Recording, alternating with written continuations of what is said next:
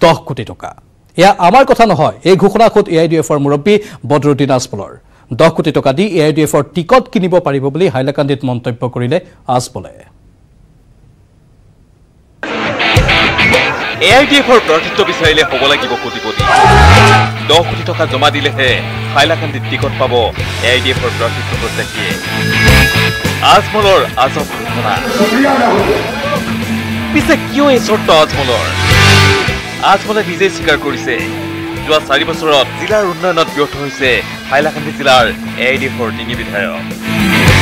সেইবাবেই আজমলে বান্ধি দিছে চৰ্ত। টিকট পাব বিচাৰিলে দুটা কিস্তিত দিব লাগিব 10 কোটি টকা। টিকট পোৱাৰ আগত 5 কোটি, পিছত 5 কোটি। এই টকাৰে সমষ্টি নিৰ্মাণ হ'ব হাস্পতাল।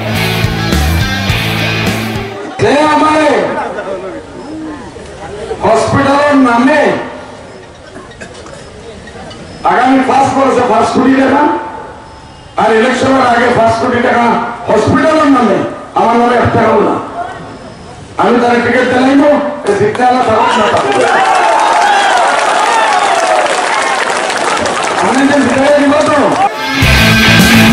হাইলাকান্দিৰ আইনাখোলৰ এখন দলীয় সভাত অংশ লৈ মঙলবাৰে এই কথা ঘোষণা কৰে বদৰুদ্দিন আজমলে। হাইলাকান্দিৰ পৰা Rahul Chakraborty, news 18 north east. আনফালে নিৰ্বাচনৰ প্ৰাক্ষণত এতিয়া তুংগত উঠিছে বদৰুদ্দিন আজমল আৰু হিমন্ত বিশ্ব শৰ্মাৰ পাকযুদ্ধ। এইবাৰ আজমলক বুঢ়া আঙুলি দেখুৱাই প্ৰত্যাহ্বান জনালে প্ৰতাপী মন্ত্ৰী হিমন্ত বিশ্ব শৰ্মাই। গোচৰৰ ভাবুকিয়ে একো কৰিব নোৱাৰে বুলি হুংকাৰ মন্ত্ৰীগৰাকীৰ।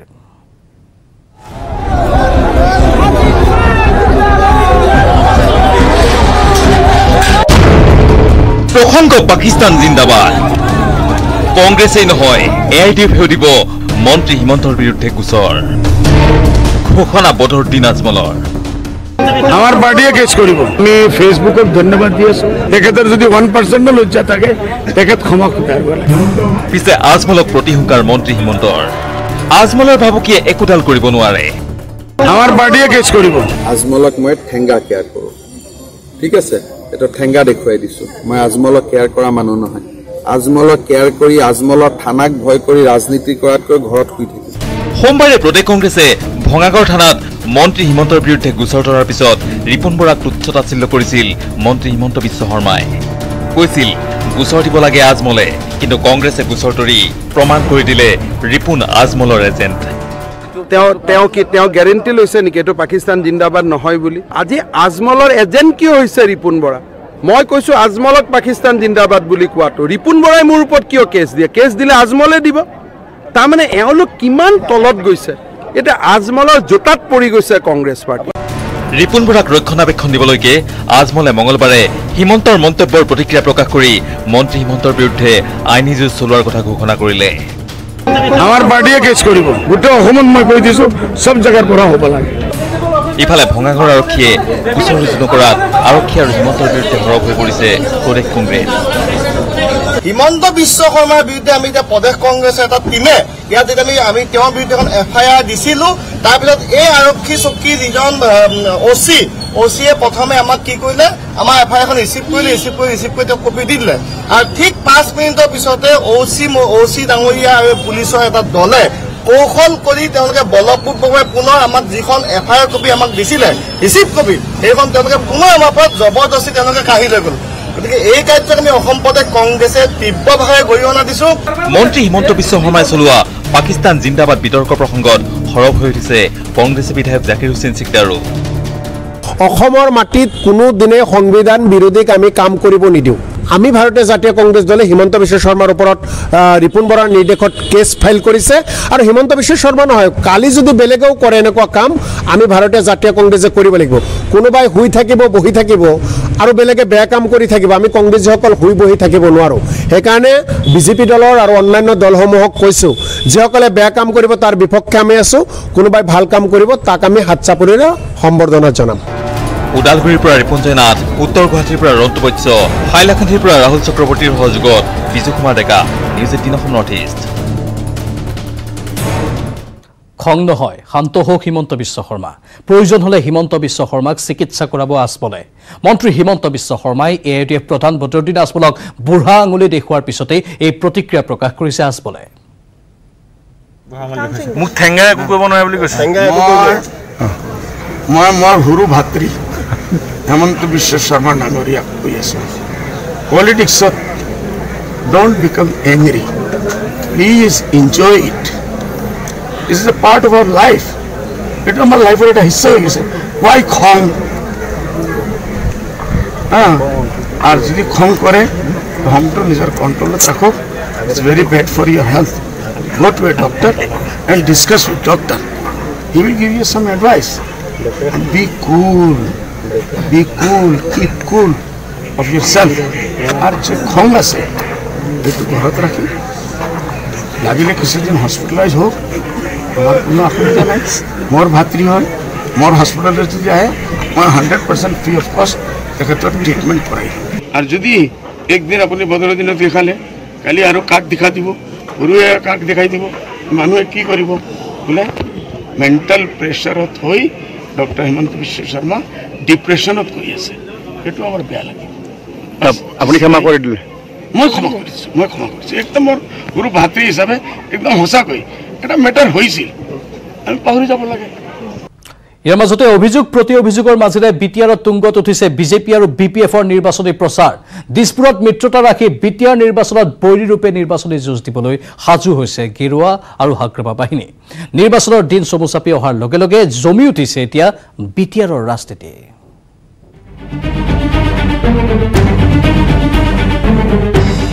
বিপিএফ বিজেপিৰ এৰা ধৰা ৰাজনীতি এদিন যদি হাগ্ৰামাই কয় হিমন্তৰে বুজাবুজি আছে আৰু আপোনালোকে বুজি লওক দাদা আৰু মই দুজনৰ বিৰাট ভাল আণ্ডাৰষ্টেণ্ডিং আছে আণ্ডাৰষ্টেণ্ডিঙত থাকিহে বুজাবুজি কৰিহে আমি দুজনে খাজা কৰিছে পিছদিনা হাগ্ৰামাই হিমন্তলৈ মাৰে তীক্ষ্ণ হেল হিমন্তই বৰুৱাৰ মাজত সংঘাত লগোৱাৰ চক্ৰান্ত কৰিছে হিমন্ত বিশ্ব শৰ্মা ডাঙৰীয়াই যিখিনি ষ্টেটমেণ্ট দিয়া আছে বা যিখিনি ভাষণ ৰাখি আছে এই ভাষণ মতে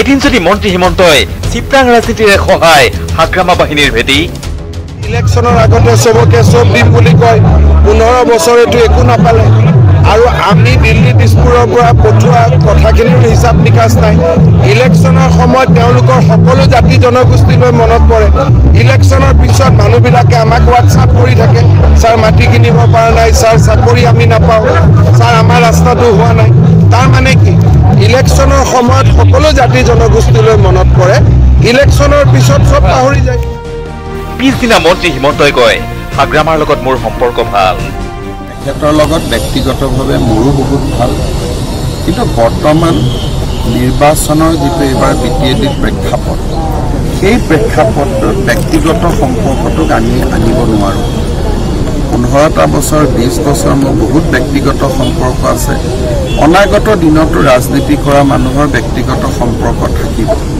কিন্তু বিটিএডিৰ ৰাইজৰ কথা আমি চিন্তা কৰিব লাগিব আমাৰ নিজৰ ব্যক্তিগত সম্পৰ্কটো চিন্তা কৰি থাকিলে নহ'ব এনেকৈ অভিযোগ প্ৰতি অভিযোগেৰে শত্ৰুতা মিত্ৰতাৰ মাজেৰে বিটিআৰত চলি আছে বিজেপি আৰু বিপিএফৰ নিৰ্বাচনী প্ৰচাৰ অভিযান এতিয়া এটা কথা স্পষ্ট চৰকাৰী মিত্ৰজোঁটত থাকিলেও নিৰ্বাচনত দুইটা দল বৈৰী হিচাপেই নামিব অৱশ্যে 21ৰ নিৰ্বাচনত মিত্ৰতা থাকে নে নাথাকে সেয়া এতিয়াও অস্পষ্ট কোকৰাঝাৰৰ পৰা হাতীগিৰি নাজাৰী বঙাইগাঁৱৰ পৰা উপানন্দ শৰ্মা আৰু উত্তৰ গুৱাহাটীৰ পৰা Rantu Baishya news 18 north east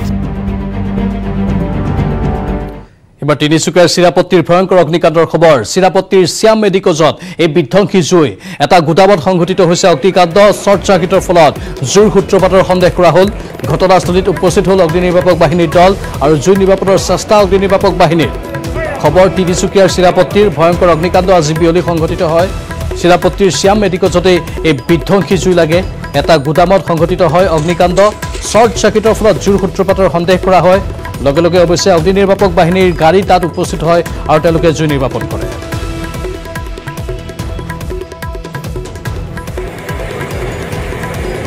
তিনিচুকীয়াৰ চিৰাপত্তিত এই অগ্নিকাণ্ডৰ পাছত স্থানীয় লোকসকলৰ মাজত হাহাকাৰ পৰিৱেশৰ সৃষ্টি হয় এক ভয়ংকৰ অগ্নিকাণ্ড ক'লা ধোঁৱাই চানি ধৰিছিল সমগ্ৰ অঞ্চলটো চিৰাপত্তিৰ শ্যাম মেডিকজতে আজি বিয়লি এই বিধ্বংসী জুই সংঘটিত হয় এটা গোদামত সংঘটিত হয় অগ্নিকাণ্ড শ্বৰ্ট চাৰ্কিটৰ ফলত এই অগ্নিকাণ্ডৰ সূত্ৰপাতৰ সন্দেহ কৰা হৈছে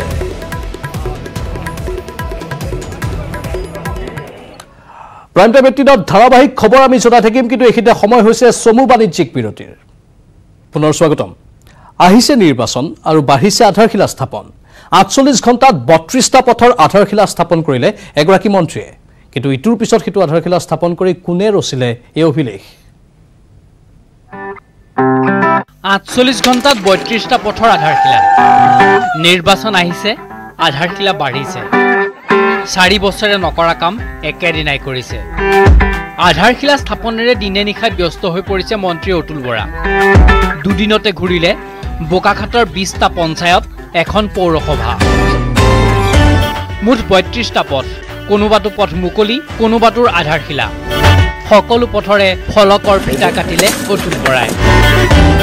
কিছুমান ৰাস্তা নিৰ্মীয়মান অৱস্থাত আছিল, যিবিলাক ৰাস্তা ইতিমধ্যে ৰাস্তাৰ কাম সম্পূৰ্ণ হৈছে আৰু সেইখিনি আমি শুভ উদ্বোধন কৰিছোঁ। যিদৰে জিন্তু গগৈ পথ 7 কিলোমিটাৰতকৈ অলপ বেছি, প্ৰায় 7,50,47,000 টকাৰ, এইটো আজি আমি উদ্বোধন কৰিলোঁ। দেওবাৰে দিনতে হ'ল, ফিটা কাটিলে, নাৰিকল ভাঙিলে। বহুকেইখন পঞ্চায়তৰ নতুন পথ মুকলি হ'ল। সোমবাৰে নিশা পৰ্যন্ত চলিল মন্ত্ৰী অতুল বৰাৰ আধাৰশিলা স্থাপন। দিনে নিশাই মিলি 48 ঘণ্টাত 32টা পথ মুকলি, আধাৰশিলা স্থাপনেৰে অভিলেখ ৰচিলে অতুল বৰাই। বোকাখাটৰ পৰা Pradyut Mahanta, news 18 Assam north east. নৱগঠিত ৰাজনৈতিক দলে অগপৰ কোনো ক্ষতি কৰিব নোৱাৰে। পেটত ভয়, মুখত দম্ভ লৈ অতুল বৰাৰ ৰণহুংকাৰ। উদ্বিগ্ন অগপ সভাপতিয়ে AJP আৰু ৰাইজৰ দলৰ বংশলতা খুচৰি ঘোষণা কৰিলে কংগ্ৰেছেই মাতা, কংগ্ৰেছেই পিতা এই নৱগঠিত ৰাজনৈতিক দলৰ। অসম জাতীয় পৰিষদ ৰাইজৰ দলৰ মাক বাপেক কোন? উত্তৰ দিছে অগপ সভাপতি অতুল বৰাই। মাক দেউতাক হৈছে কংগ্ৰেছ। নৱগঠিত ৰাজনৈতিক দলবোৰ এনেও হজম কৰিব পৰা নাই শাসকীয় মিত্ৰজোঁটৰ মন্ত্ৰীগৰাকীয়ে। এফালে জাতীয় আৱেগ, কুমলীয়া ৰাজনৈতিক দলকেইটাই কাহিনীয়াৰ আশংকা, আনহাতে শাসকীয় দলৰ বিৰুদ্ধে এই কুমলীয়া আঞ্চলিকতাবাদী দলকেইটাক লৈ মহাজোঁট বন্ধন গঠন কৰি কংগ্ৰেছে বৃহৎ প্ৰত্যাহ্বান থিয় কৰোৱাৰ আশংকা। গোপিনী সভাহৰ দলৰ দৰে গঠন হোৱা এই নতুন দলবোৰৰ নাম ৰাইজে পাহৰিব বুলি পূৰ্বে তুচ্ছতাচ্ছিল্য কৰিলেও এতিয়া নৱগঠিত দলবোৰৰ বংশলতাও বিচাৰি উলিয়াইছে অতুল বৰাই। এই কুমলীয়া ৰাজনৈতিক দলবোৰৰ কংগ্ৰেছেই হেনো মাতা, কংগ্ৰেছেই হেনো পিতা। মাক দেউতাক হৈছে কংগ্ৰেছ। কংগ্ৰেছে নিজৰ স্বাৰ্থৰ কাৰণে এই দলবিলাকৰ জন্ম দিছে। ইয়াতো নতুনকৈ আমি ভাবিবলগীয়া একো নাই। অতুল বৰাৰ দাবী, কংগ্ৰেছৰ ছত্ৰছায়াত খোলা এই দলবোৰে অগপৰ একো ক্ষতি কৰিব নোৱাৰে, বৰঞ্চ অগপই পাব পূৰ্বতকৈ বেছি আসন। কংগ্ৰেছে ভাবিছিল যে এইবিলাক দিলে অগপক ক্ষতি কৰিব পাৰিব, বৰঞ্চ ক্ষতি কৰিব কংগ্ৰেছ। আমাৰ কোনো ক্ষতি কৰিবলগীয়া নাই। আগন্তুক নিৰ্বাচনত অসম গণ পৰিষদে যে ভাল ফল দেখুৱাব তাত কোনো সন্দেহ নাই। মুখেৰে ভয় নাই বুলি বাৰে বাৰে প্ৰকাশ কৰিলেও পেটত যে ভয়, সেই কথা ৰাইজে নুবুজাকৈ থকা নাই। ইয়াৰ মাজতে বিহাৰ নিৰ্বাচনত আঞ্চলিক দলৰ উত্থানক লৈও আশাবাচক মন্তব্য তুলি ধৰিলে মন্ত্ৰী অতুল বৰাই। আঞ্চলিকতাবাদী শক্তিৰ উত্থানটো লক্ষণীয়, তো আমি আনন্দিতই হৈছোঁ। ৰাজু বৰুৱাৰ সহযোগত bureau report, news 18 Assam north east. অসমৰ ভূমিত নাগালেণ্ডে অবৈধভাৱে আৰক্ষী শিবিৰ স্থাপনৰ বাবে মজুত কৰা সামগ্ৰী অসমৰ প্ৰশাসনে জব্দ কৰাৰ পাছতেই সীমান্তত অস্ত্ৰধাৰী নগা দুৰ্বৃত্তৰ উপদ্ৰৱ। শূন্যলৈ গুলী চালনা কৰি অসমীয়াক ভাবুকি প্ৰদান কৰাৰ লগতে ভাঙিলে চৰকাৰী ফলক। ইয়াৰ পাছতেই মৰিয়নিৰ অসম নাগালেণ্ড সীমান্তত সৃষ্টি হৈছে তীব্ৰ উত্তেজনা।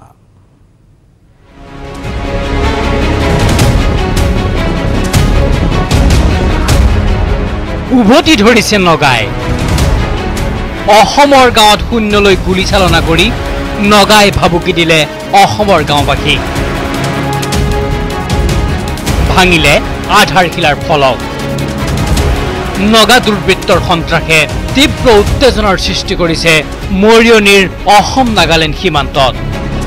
অসমৰ ভূমিত নগাই স্থাপন কৰা আৰক্ষী শিবিৰ সোমবাৰে উচ্ছেদ কৰিছিল অসমৰ আৰক্ষী প্ৰশাসনে।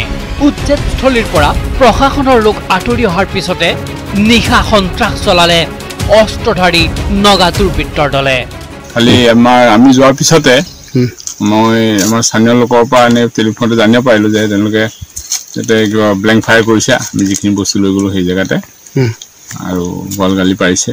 তেতিয়া আমি তাৰপিছতে সেইটো এনকুৱাৰী কৰিবৰ কাৰণে আহিলোঁ আহি স্থানীয় মানুহক লগ কৰিলোঁ লগ কৰা তেওঁলোকে সেইটো কথাই ক'লে যে তেওঁলোকে গোৱালগালি পাৰিছে আৰু পেং ফায়াৰ কৰিছে নিশা নগা দুৰ্বৃত্তই শূন্যলৈ গুলীচালনা কৰি সন্ত্ৰাস চলোৱা বুলি স্থানীয় লোকে আৰক্ষীক খবৰ দিয়াত ঘটনাস্থলীত উপস্থিত হয় মৰিয়নি আৰক্ষীৰ এটা দল ঘটনাস্থলীত আৰক্ষী উপস্থিত হোৱাৰ লগে লগে পলায়ন কৰে নগা দুৰ্বৃত্তৰ দলটো যিটো পঞ্চায়তৰ ৰাস্তা বনাইছে যিখন ফলক আছিলে দুজনী ফলকখন ভাঙি থৈ গ'ল আৰু সেইটো গম পাই মই আহি পেলাই চালোঁ সঁচাকৈ যিটো পাকাৰ যিখন হেৰি আছে ফলক আছে ফলকখন তেওঁলোকে ভাঙি থৈ গ'ল অসমৰ ভূমিত নগাৰ বেদখল আৰু সীমান্তত নগাই চলোৱা সন্ত্ৰাসৰ বিৰুদ্ধে তীব্ৰ প্ৰতিক্ৰিয়া প্ৰকাশ কৰিছে মৰিয়নি আটছাই নগাৰ সন্ত্ৰাসৰ ফলত আতংকিত সীমান্তবাসী আনহাতে ঘটনাস্থলীত আৰক্ষীৰ কোনো পহৰা নথকাত নিৰাপত্তাহীনতাত ভুগিছে